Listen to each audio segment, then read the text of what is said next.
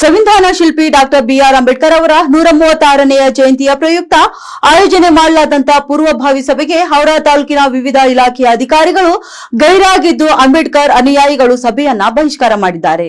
ಇನ್ನು ಇದೇ ವೇಳೆ ಮಾತನಾಡಿದ ಸಾಮಾಜಿಕ ಕಾರ್ಯಕರ್ತ ಶಿವಕಾಂಬ್ಳೆ ಅವರು ಈ ದೇಶಕ್ಕೆ ಸಂವಿಧಾನ ನೀಡಿದ ಮಹಾನ್ ಪುರುಷ ಅಂಬೇಡ್ಕರ್ ಜಯಂತಿ ಆಚರಣೆಯ ಪ್ರಯುಕ್ತ ಕರೆದ ಸಭೆಗೆ ಅಧಿಕಾರಿಗಳು ಗೈರಾಗಿರುವುದು ದುರಷ್ಟಕರ ಸಂಗತಿಯಾಗಿದೆ. ಇನ್ನು ಗೈರಾದ ಅಧಿಕಾರಿಗಳ ವಿರುದ್ಧ ಕಠಿಣ ಕ್ರಮ ಜರುಗಿಸಬೇಕೆಂದು ಆಗ್ರಹ ಮಾಡಿದ್ದಾರೆ.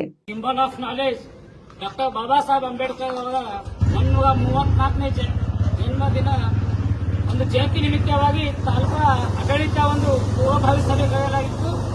ಆದರೆ ಈ ಸಭೆಯಲ್ಲಿ 40 ಇಲಾಖೆಯಲ್ಲಿ ಕೇವಲ 2-3 ಇಲಾಖೆದವರು ಬಂದಿದ್ದಾರೆ ಹಾಗೂ ಒಬ್ಬ ಕೂಡ ಜನಪ್ರತಿನಿಧಿ ಬಂದಿಲ್ಲ.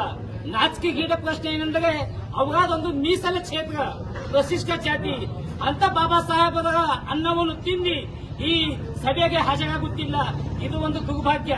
ಹೀಗಾಗಿ ತಾಲೂಕಾಡಳಿತ ಮತ್ತು ಜನಪ್ರತಿನಿಧಿಗಳು ನಮ್ಮ ಬಾಬಾ ಸಾಹೇಬ್ ಅಂಬೇಡ್ಕರ್ ಮಕ್ಕಳಿಗೆ ಇದು ಅವಮಾನ ಮಾಡಿದನ್ನು ಖಂಡಿಸುತ್ತಾ ಇವತ್ತು ನಾವು ಈ ಸಭೆಯನ್ನು ಸಾರ್ವಜನಿಕವಾಗಿ ಬಹಿಷ್ಕಾರಗೊಳಿಸುತ್ತಿದ್ದೇವೆ.